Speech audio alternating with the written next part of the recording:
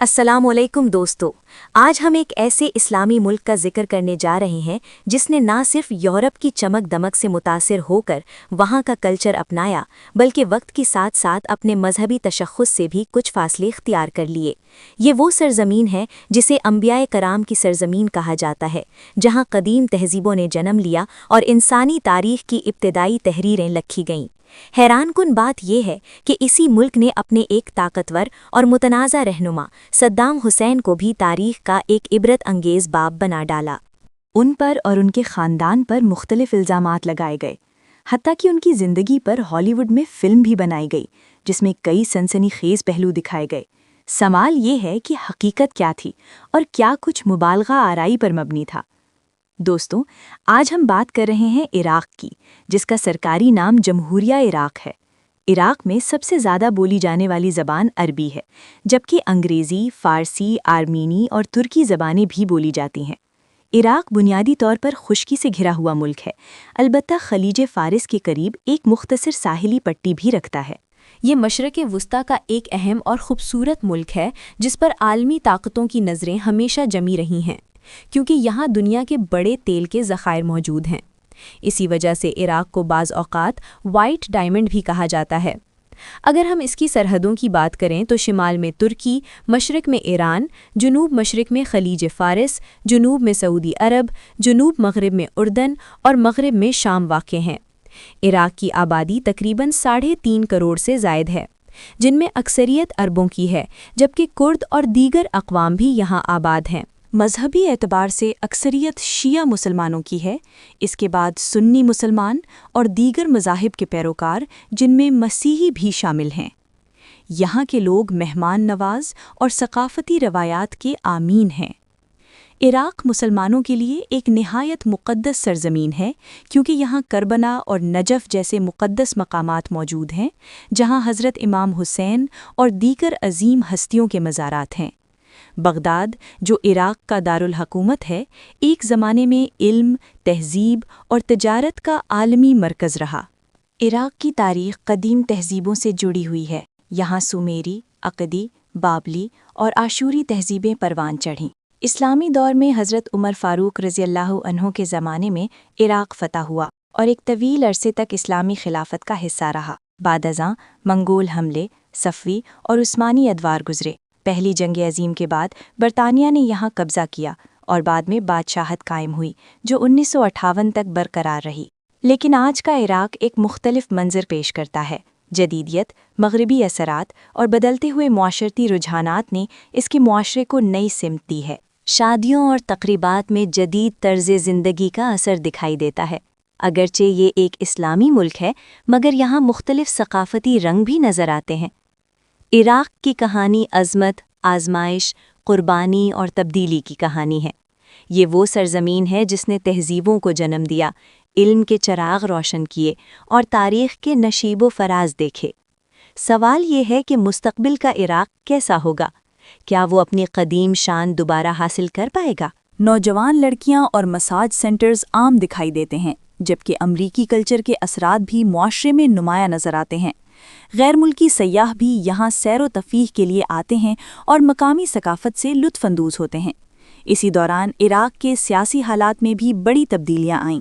Saddam Hussein ایک بااثر اور متنازع رہنما تھے، جنہوں نے اقتدار سنبھالنے کے بعد عراق کو ایک مضبوط ریاست بنانے کی کوشش کی۔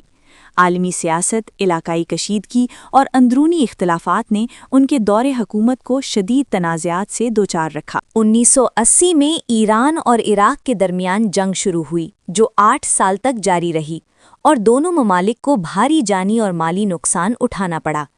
اس کے بعد 1990 میں عراق نے کویت پر حملہ کیا، جس کے نتیجے میں عالمی سطح پر خلیجی جنگ چھڑ گئی۔ 17 جنوری 1991 کو عراق کی جانب سے اسرائیل پر میزائل حملے بھی کیے گئے، جس سے خطے میں کشیدگی مزید بڑھ گئی۔ ان جنگوں اور عالمی پابندیوں کے باعث عراق کی معیشت کمزور ہوتی چلی گئی۔ 2003 میں امریکہ اور برطانیہ کی قیادت میں اتحادی افواج نے عراق پر حملہ کیا۔ صدام حسین کی شخصیت کے بارے میں آراء آج بھی منقسم ہے۔ کچھ لوگ انہیں ایک مضبوط رہنما سمجھتے ہیں جنہوں نے عراق کو طاقتور بنانے کی کوشش کی، جبکہ دیگر انہیں سخت گیر حکمران قرار دیتے ہیں۔ ہالی ووڈ میں بھی ان اور ان کے خاندان کے حوالے سے فلمیں بنائی گئیں جن میں مختلف الزامات اور واقعات کو ڈرامائی انداز میں پیش کیا گیا، تاہم ان دعووں پر ہمیشہ بحث ہوتی رہی ہے۔ آج کے عراق کو دیکھ کر بہت سے لوگ ماضی اور حال کا تقابل کرتے ہیں۔ وہ سرزمین جسے انبیاء کرام کی سرزمین کہا جاتا ہے، یورپی کلچر کے زیر اثر عراق کا معاشرہ تیزی سے بدلتا ہوا دکھائی دیتا ہے۔ شادیوں میں رقص، جدید موسیقی اور فیشنیبل ملبوسات عام ہو چکے ہیں۔ نوجوان لڑکیاں اور غیر ملکی سیاح تفریحی مقامات پر نظر آتے ہیں۔ بغداد کے بازار، رات کے شیشہ کیفے اور نائٹ کلب ایک نئی شہری فضا کی عکاسی کرتے ہیں۔ بظاہر یہ سب ایک غیر متوقع منظر پیش کرتا ہے، خاص طور پر اس ملک کے لیے جو اپنی گہری مذہبی اور تاریخی شناخت رکھتا ہے۔ یہی عراق ہے جس کی سرزمین پر تاریخ کے عظیم ادوار گزرے، جہاں مذہبی اہمیت کے حامل مقامات بھی موجود ہیں، اور جہاں عالمی طاقتوں کی مداخلت، جنگوں اور سیاسی کشمکش نے ایک پیچیدہ صورتحال کو جنم دیا۔ صدام حسین کے بعد عراق کا سیاسی اور سماجی منظرنامہ مزید پیچیدہ ہو گیا۔ ان کے دور کے حامی انہیں ایک مضبوط رہنما کے طور پر یاد کرتے ہیں، جبکہ ناقدین ان کے طرز حکومت پر سوال اٹھاتے ہیں۔ بہرحال، ان کے بعد ایک نئی حقیقت نے جنم لیا جس میں معاشرتی تبدیلیاں نمایاں ہیں۔ آج بغداد کی گلیاں اور بازار جدید رجحانات کی جھلک پیش کرتے ہیں، جبکہ شادی بیاہ اور تقریبات میں مغربی اثرات واضح دکھائی دیتے ہیں۔ وہ نوجوان نسل جو کبھی نسبتاً قدامت پسند ماحول میں پروان چلی، اب جدید طرز زندگی سے ہم آہنگ نظر آتی ہے۔ غیر ملکی سیاح بھی عراق کے ثقافتی اور تاریخی مقامات کی سیر کے لیے آتے ہیں اور مقامی معاشرت کے مختلف رنگوں سے آشنا ہوتے ہیں۔ عید اور دیگر تہواروں کے مواقع پر بازاروں کی رونق اپنی جگہ قائم ہے، اور قدیم روایات جدید اثرات کے ساتھ مل کر ایک دلچسپ امتزاج پیدا کرتی ہیں۔ کربلا، سامرہ اور بغداد کے تاریخی مقامات آج بھی اپنی مذہبی اور ثقافتی اہمیت برقرار رکھے ہوئے ہیں، اگرچہ ان کے اطراف جدید شہری زندگی کی جھلک صاف نظر آتی ہے۔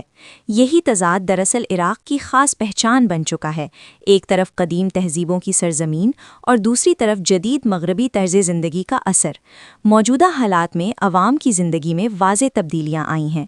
معاشی مشکلات، سیکیورٹی کے مسائل اور سیاسی عدم استحکام کے باوجود عراقی عوام ایک بہتر مستقبل کی امید لیے آگے بڑھنے کی کوشش کر رہے ہیں۔ جنگ کے اثرات اور عالمی سیاست کی پیچیدگیاں عراقی عوام کی روزمرہ زندگی میں بھی محسوس کی جا رہی ہیں، تاہم یہاں کی مہمان نوازی، ثقافتی رسوم و رواج آج بھی زندہ ہیں، اور سیاحتی مقامات پر مقامی روایات اور جدید ثقافت کا خوبصورت امتزاج دیکھا جا سکتا ہے۔ نوجوان نسل جو قدیم روایات اور جدید اثرات کے درمیان پل کا کام کر رہی ہے، ایک نئی سوچ اور مزاج پیدا کر رہی ہے۔ یہ نسل ماضی کی تاریخی عظمت اور موجودہ عالمی اثرات کے بیچ اپنا راستہ تلاش کر رہی ہے۔ یہ وہ عراق ہے جسے انبیاء کرام علیہ السلام کی سرزمین کہا جاتا ہے، جس نے صدام حسین کی بہادری اور عالمی طاقتوں کی سازشوں کی کہانیاں اپنے اندر سمو رکھی ہیں۔ یہاں کے تاریخی اور مذہبی مقامات، جدید شہری زندگی اور عالمی ثقافت کا امتزاج اسے ایک منفرد ملک بناتا ہے۔ عراق نہ صرف مسلمانوں کے لیے بلکہ دنیا کے ہر شہری کے لیے دلچسپی کا مرکز ہے۔ یہ ملک قدیم عظمت اور جدید چمک دمک کے درمیان ایک پل بنا کر اپنی منفرد شناخت برقرار رکھے ہوئے ہے۔ یہی عراق کی حقیقت ہے، ایک ملک جو تاریخ اور حال کے امتزاج سے اپنی پہچان قائم کیے